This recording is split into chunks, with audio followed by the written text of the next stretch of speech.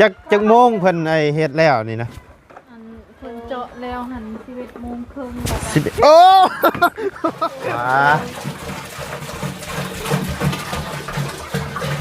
ปกติตักมาจากตุกจะเต็ม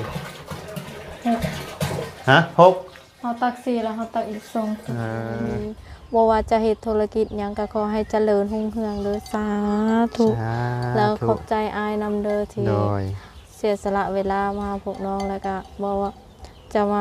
มาหาพวกน้องโดยที่บ่หวังสิ่งตอบแทนหยังขอให้อายสุขภาพแข็งแรงขอให้อยู่ดีมีแรงปรารถนาสิ่งใดขอให้ได้สิ่งนั้นบ่ว่าจะไปไสมาไสก็ขอให้อายตลอดปลอดภัยเด้อ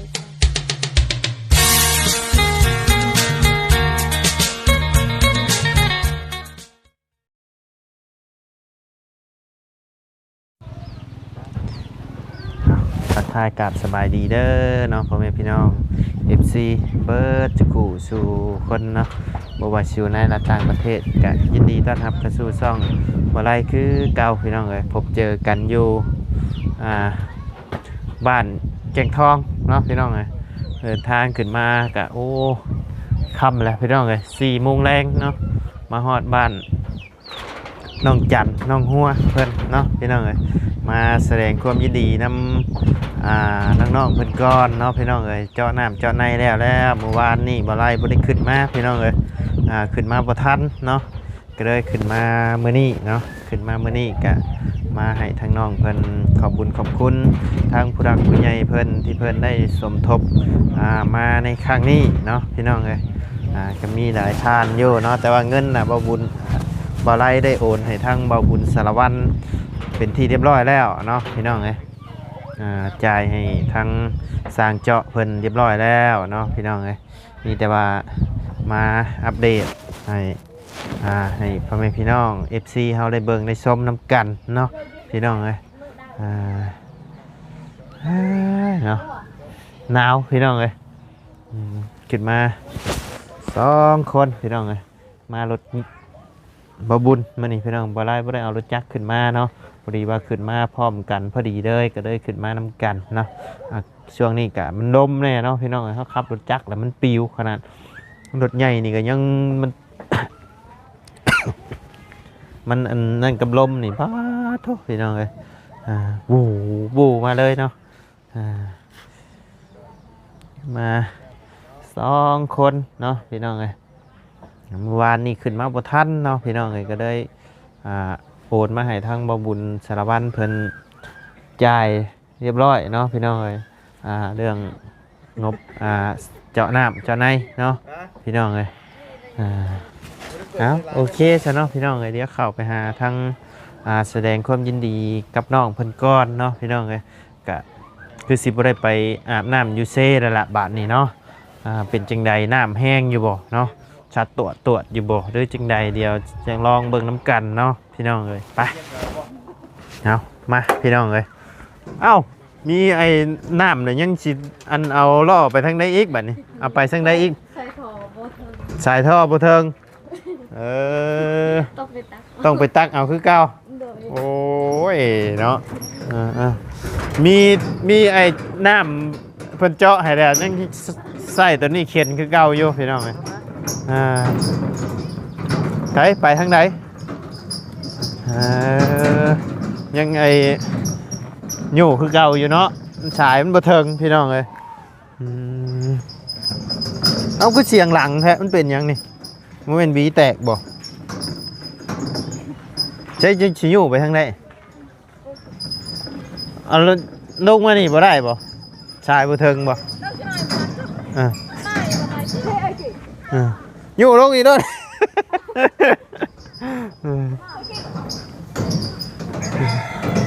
โอ้แหงเนาะสัตว์ตรวจเลยเอามา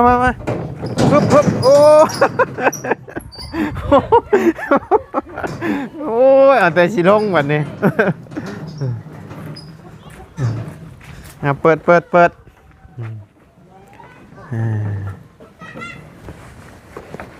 ิ่นให้แต่6 เม็ดเนาะเอายับมาพี่น้ำเด้อมันสิเดิงจะยั่วไม่มาหัว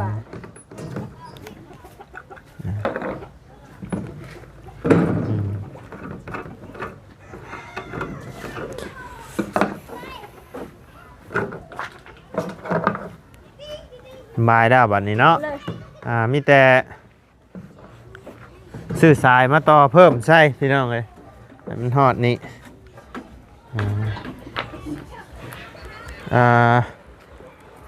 น้ำบบุญน่ะจะเดืออยู่มั้งเงินเพราะว่างบโดยสบายดีเนาะเพราะว่างบตอนนั้น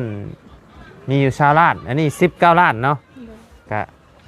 ให้ทั้งบบุญเพิ่นซื้อสายน้ำมาให้ก็ได้เนาะต่อไปฮอดพุ่นเลยยังอารมณ์ดีแท้ยิ้มตลอดเลยท่านน่ะ โอ้ยเนาะ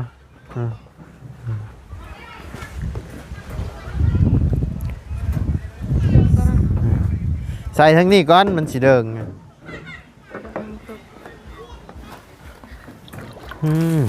โอ้แห้งเนาะน้ำเนาะโผออกทั้งนั้นน้ำ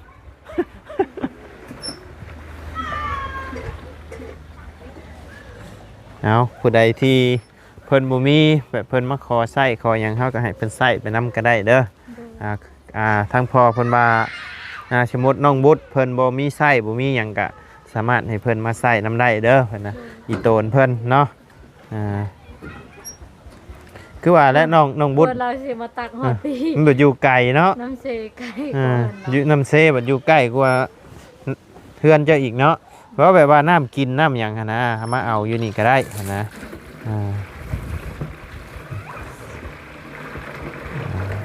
ยังได้อยู่ไปใส่ห้องน้ำคือเก่าอยู่เนาะพี่น้องเลย บ่ได้ขึ้นมาบ่ทันพี่น้องเลยเมื่อวานนี่ก็เลยงบอยู่ในค่อยนะโอนมาให้บ่บุญสารวัตรจ่ายทั้งสร้างเพิ่นไปแล้วเนาะขึ้นมาบ่ทันพี่น้องเลยมีเวียกอยู่บ้านน้ำแน่พาเมียพาอย่างไปทำบุญพี่น้องในบ้านนี่ไปวัดไปว่าแนมแน่ก็ได้ขึ้นมาบ่ทัน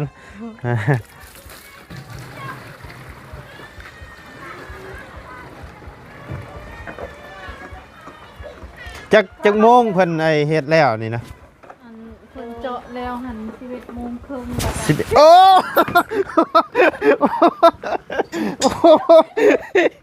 โอ้ว่าพูดทั้งนั้นออกเลยพุ่นปิดก่อนโอ้ตูนะเนี่ยตูนะ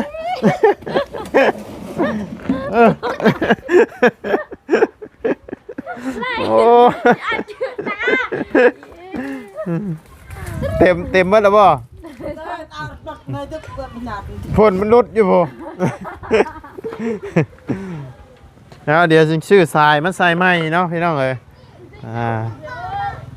เงินส่วนที่เหลือแหละน่าจะได้ยี่แล้วสายน้ำถังนี่เป็นถังของสร้างเพิ่นบ่นี่นะถังไอ้นี่ถังสีฟ้านี่ถังไอ้เนาะคนแถวบ้านเอาเพิ่นเอามาใส่น้ำใบบ่หรือว่าจะไปยืมเพิ่นมาเพราะเพิ่นเอามาใส่น้ำน้องแฮนเพิ่นตักเมื่อวานอ๋อจะให้เพิ่นตักเมื่อวานนี่เพิ่นเอามาใส่น้ำใบแล้วก็เอาตักไปใช้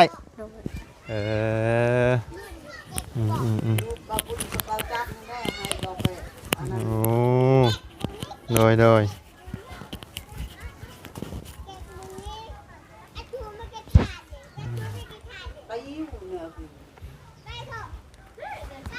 เต็มนะบ่นี่นะ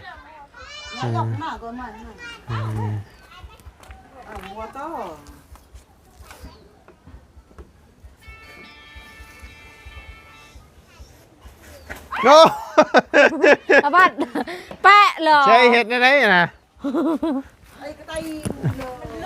มันดุดพอแล้วฮะจับด้วยโอ้มันดวมเบิ่งมันมีหนึ่งอย่างเนาะมันดวมโพดตัวนี้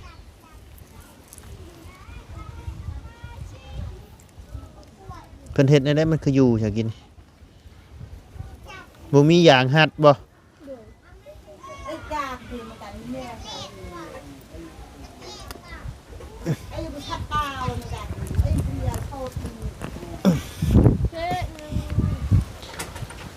เอ้าเปิดมึงด้วยบัดนี้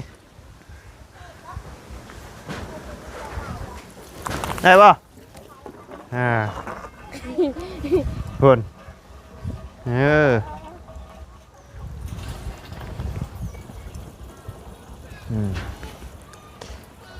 โอ้บริเทอันกันเปื้อนใช่ไหมเนาะ กระบัดเลยพี่ เทกันเปื้อนกันยังโอเคพี่น้องเลย อาบัดเลย เปียกหมดเลย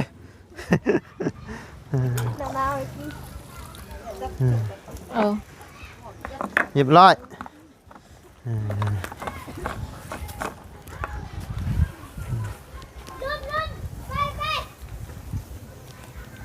โอเคcho vô có vô tầm cả lầu cũng thế mà hỏi nhất úp chạy chạy โอ้ยเนาะขาบวมเลยแล้วกะ ปักหลุด ไปทางนี้ก็ได้นี่มันจังใกล้เปียกมาได้ทางนี้ จกมันอ่ะ ระวังชนรถบาบุญเด้อเพลงให้สุด เลย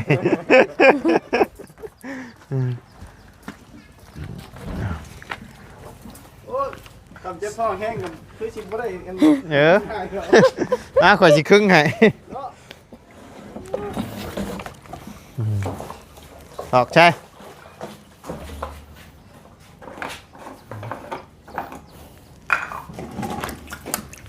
แสดงว่าสวนพักนี่ยังไม่ได้ฮดน้ำได้นี่เนาะ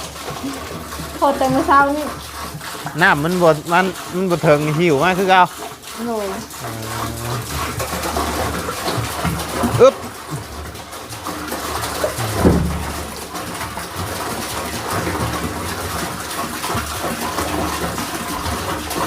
ชื่อสายยางมาต่อเอาก็ไล่แหละบายยี่ละเจ้ากระตูดไปพุ่นก้อนเลยอึ๊บ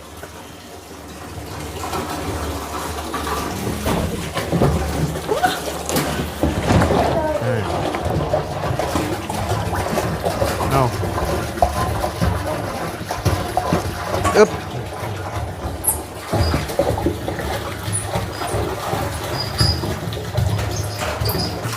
เนาะพี่น้องนะเต็มบ่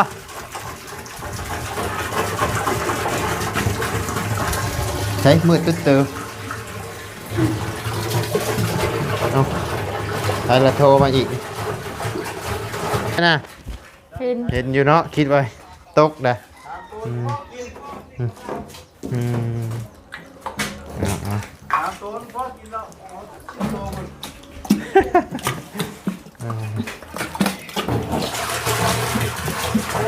เต็มบ่เต็มบ่ บ่เต็ม โอ้ได้แล้วทำนี้คันเจ้าอยากอาบอุ่นๆนะคันเจ้าอยากอาบอุ่นๆนะเขาเปิดใหม่แล้วเขาอาบเลยมันอุ่นคันเขาปะไปโดนแล้วมันเย็นน้ำคันหนาหนาวนี่มันสิอุ่นคันหนาร้อนน่ะมันสิเย็นน้ำไอ้ที่เขาเจาะนี่ยังอีกตุกหนึ่งบ่โอ้พอดีเต็มเลย บ่เต็ม บ่เต็มบ่มาปกติตักมาจากตุกจะเต็มฮะหก เขาตัก4แล้วเขาตักอีก2ต้องจันเป็นยังช่วงนี้คือจอยแฮะ จอยบ่ จอยเลยโมเมนต์โดดหุ่นบ่บ่ได้โดดอย่ามาโดดหุ่นคือจอยลงเนาะจอย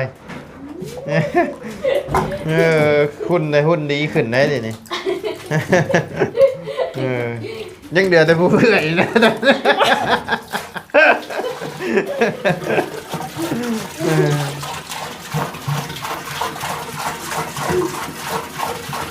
มีไผ่เนี่ยเข่ามาเมื่อนี้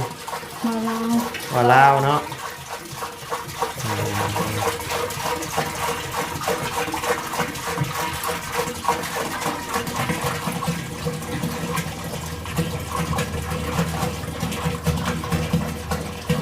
นะได้แล้วนี่กันอาบบุบเบิดดอก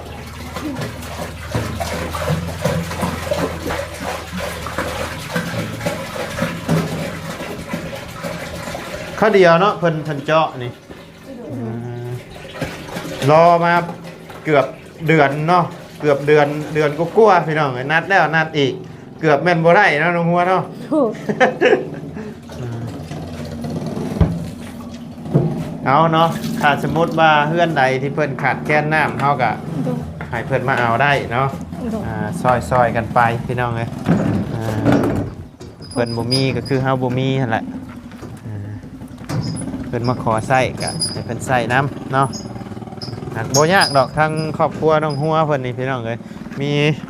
จิตใจดีเนาะก็ออกเบิดเลยเนาะหมักแตงเด้หมักแตง น้องได้ทำนะ อืม น้องหากระปุกใหม่อีก แล้วยังชัดตัวน่ะ ตอนนั้นมักทั่ว หมักทั่ว ดู เอ รอบบัก อันแตกกำลังแตกขึ้นนี่เด้ใช่ อันตัวนั้นอะผักกาด ผักกาด ตัวนี้หอม ผักหอมบ่ตัวนี้ ดู โอ้ขึ้นคักเนาะผักหอมกันเนาะอันนี้เด้ใช่ นี่มักเต้น หมักแตงบ่นี่นะ ดู มักแดงซีนา อืม เบอร์65น่ะ โอ้ผักบัวก็ออกคักอะดีเนาะ ดู ผักกาดไผชื่อนายผักมาให้ ลุงเฮิม ลุงเทิม ดู อืมเอาจ้ะมายืนอยู่พี่มาเดี๋ยวสิให้ขอบบุญขอบคุณทั้งพ่อเพิ่นก่อนเนาะไม่จอยบอกว่าอะไร จอย โอ้ย เด็กตุยนี่นะ ตุ้ยบ่ตุ้ยอะไรจอยบ่แม่นคิดหลายบ่นี่บ่ได้คิดหยังบ่ยันมาคิดนั่นคิดนี่ ยันว่าเบิ่งกันเด้อเบิ่งชื่อพ่อเพิ่นก่อนพ่อคนที่ว่าเฮาอ่านตอนนั้นนั่นแหละน้องห้วย ดู ทั้งบาบุญเพิ่นได้อ่านอยู่บ่วาน ดู ได้อ่านเนาะพ่ออิหยังอันนี้พ่อบ่หรือพ่อพอดนี่แหละเนาะถ้าอ่านผิดอ่านถูกจังใดก็ต้องขอโทษขออภัยหลายๆเด้อเนาะนี่อ่านว่าอันใดพ่ออิหยังนี่นะ พอยังพอ ฮะพ่ออิหยัง พอเลิงสีชมพู อ่า แม่เมลีเจมสีชมพู อืม คำพุทธสีชมพู อืม ฟองสมุทรสาสีชมพู อาวุธสตีฟสีชมพู แก้วตา สีชมพู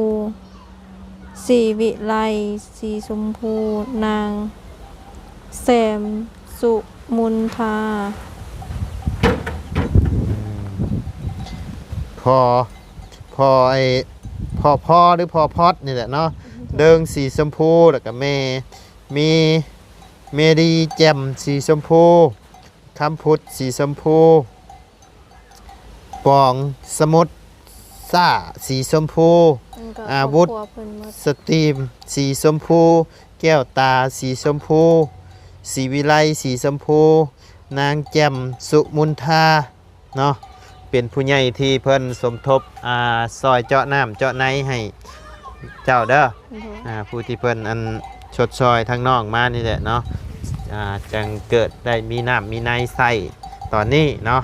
ที่เพิ่นได้สมทบมาก็ได้ทานเนาะมีทั้งพ่อและแม่แล้วก็ผู้ใหญ่ใจดีทุกท่านที่เฮาได้เอ่ยชื่อไปนี่แหละเนาะมีแต่ว่าให้เจ้าขอบุญขอบคุณทั้งพ่อเพิ่นแล้วก็ผู้ใหญ่ใจดีที่เพิ่นสมทบมาเด้อโดยเอา ขอขอบใจทั้งพ่อแล้วก็แม่ทุกๆท่านแล้วก็ผู้ใหญ่ใจดีทุกๆซองแล้วก็ FC ทุกๆคนที่ซัพพอร์ตเมตตาสงสารน้องขอให้สุขภาพแข็งแรงขอให้อยู่ดีมีแรงปรารถนาสิ่งใดขอให้ได้สิ่งนั้นบ่ว่าจะไปไสมาไสก็ขอให้ตลอดปลอดภัยเด้อความเจ็บบ่ให้ได้ความไข้บ่ให้มีบ่ว่าจะเฮ็ดธุรกิจหยังก็ขอให้เจริญรุ่งเรืองเด้อสาธุแล้วขอบใจอายนำเด้อที่ โดย เสียสละเวลามาหาพวกน้องแล้วก็บอกว่าจะ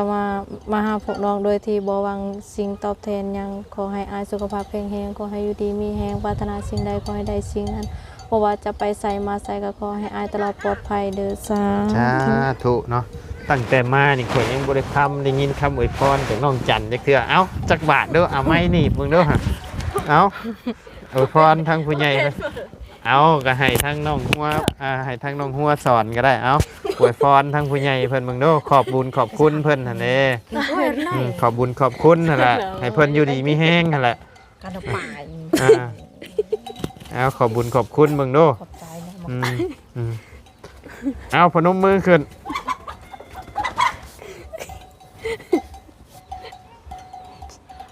ใช่ใช่ตั้งเขาต้องตั้งใจตั้งใจเนาะตั้งใจขอบบุญขอบคุณเพิ่นเอาเพราะว่าตารางเนาะ เอาให้ทั้งน้องหัวสอนก็ได้เอาขอบบุญขอบคุณให้เพิ่นอยู่ดีมีแห้งนั่นแหละเนาะเอาลองมึงดูสอนน้องดูน้องหัว หมึกมีแต่หัว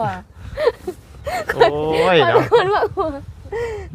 เกิดคนอารมณ์ดีมีแต่มีแต่หัวเนาะโอ้ยเนาะพี่น้องเลย ได้ด้วยนำอ่ะโอเคลายส่งมาบนกิมเต้ ขอบบุญขอบคุณเอาเนาะพี่น้องเลยทั้งบ่ได้กะต้องขอบบุญขอบคุณทั้งพ่อกับแม่แล้วกับผู้ใหญ่ใจดีเบิร์ดสุธานเนาะที่ได้สมทบทำบุญในครั้งนี้เนาะก็ขอให้ส่วนบุญกุศลที่ทั้งพ่อแม่และก็ผู้ใหญ่ใจดีทุกคนที่ได้สมทบในครั้งนี้ก็ขอให้บุญกุศลครั้งนี้กลับไปหาสู่พ่อกับแม่เนาะบุญกุศลที่ได้สร้างเนาะขอให้เจริญหุ่งเฮืองทางบ่ได้กับบุมียังตอบบุญแทนคุณทางพ่อกับแม่เนาะก็มีแต่คำอวยชัยอวยพรนี่แหละที่สิมอบให้เนาะในนามต่างหน้าที่เป็นสะพานบุญให้ทางผู้ใหญ่ใจดีเปิดสุธานเนาะที่ได้สมทบมาก็ต้องขอบบุญขอบคุณหลายๆเด้อเนาะที่ไว้วางใจให้ทางบ่ได้เป็นสะพานบุญให้เนาะก็ขอให้อยู่ดีมีแห้งความเจ็บบ่ให้ได้ความไข้บ่ให้มีเด้อเนาะปรารถนาสิ่งใดก็ขอให้ได้สมความมุ่งมา่ดังปรารถนาเนาะบ่ว่าเฮ็ดธุรกิจการงานหยังก็ขอให้เฮงๆปังๆร่ำๆรวยๆตลอดปีและตลอดไปเด้อเนาะบ่ว่าสิขึ้นเหนือล่องใต้ก็ขอให้ตลอดปลอดภัยเนาะในที่สำคัญก็คือขอให้สุขภาพร่างกายแข็งแรงพร้อมครอบพร้อมครัวตลอดปีและตลอดไปเด้อทางผู้ใหญ่ใจดีเปิดสุธานเนาะโอ้ยสาธุเนาะป้าพี่น้องเลยสำหรับคลิปนี้ล่ำลาเด้อพี่น้องเด้อขอบบุญขอบคุณพ่อแม่พี่น้องและ FC เบิร์ดจุกูจุกคนเนาะที่เข้ามาติดตามนะครับส้มทั้งสองบ่ไล่เนาะฝากพ่อแม่พี่น้องก็ได้กดแชร์กดติดตามให้ทั้งซ่องบ่ไล่ในเด้อเนาะพี่น้องเพื่อเป็นกำลังใจให้ทั้งบ่ไล่ได้เฮ็ดคลิปต่อๆไปเนาะสำหรับคลิปนี้ลำลาเด้อพี่น้องเด้อสบายดี